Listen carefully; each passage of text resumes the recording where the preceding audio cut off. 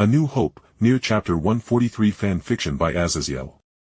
Please subscribe to this YouTube channel for listening and patreon.com/Azazyel to read all of Azazyel's stories.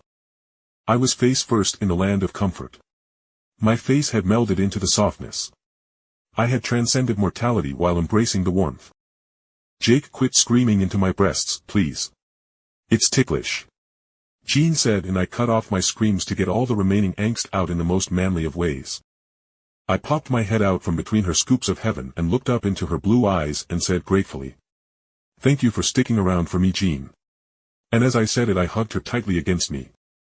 And to my heartfelt thanks, Jeanne sniffed and rolled her eyes, but there was no changing the small smile on her lips as she scolded me gently. "Hmph, you completely drain my aura and then need me to comfort you. How needy are you, Jake?" She almost teased, and I just gave her a good poke in the side to make her squeal at the sore spot being poked.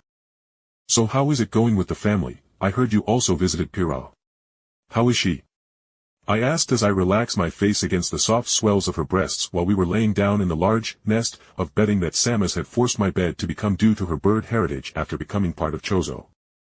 Jeanne's smile grew as she told me about seeing 6 of her sisters at the farming town she grew up in just outside of Vale, and then she told me how she also went to visit her older sister Saffron, who was living in Argus, which was a major hub of Remnant, as planes would take off from there and head towards either Vale, Atlas, or Mistral from there. Saffron is doing very well. She and Terra are also doing well with little Adrian, and while I visited I also checked in on Pyrrha, who was laying low to avoid the paparazzi. Pyrrha, besides staying home, has been working super hard on her semblance, Jake, Jeanne told me with a wide smile as she continued.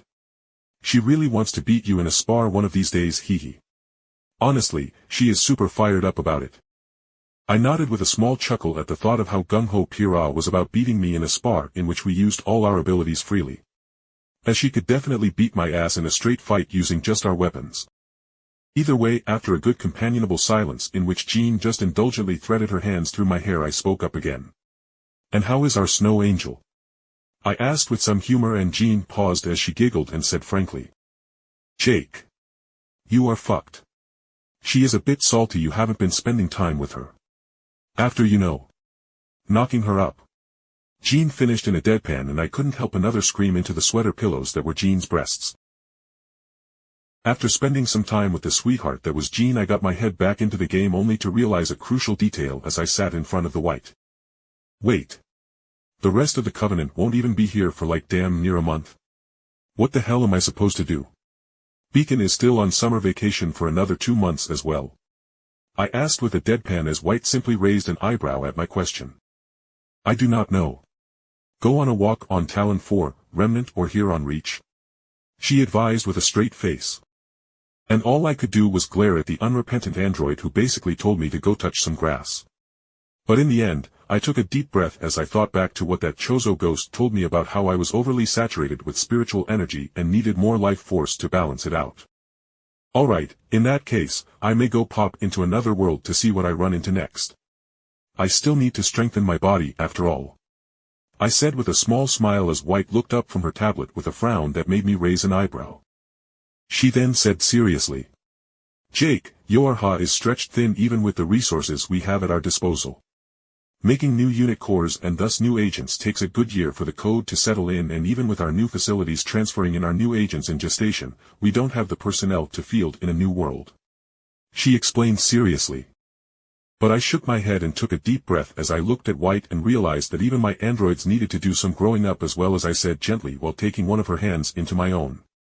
"White, there are literally infinite worlds. Your ha conceptually cannot field agents to all those worlds." I consoled her, and I could tell the words hit home as she flinched, making me sigh as I squeezed her hand before leaning in to kiss her forehead. "Be a good girl for me, White. This next world will just be me and they too. You all need to accept the fact that we're already at our breaking point for personnel.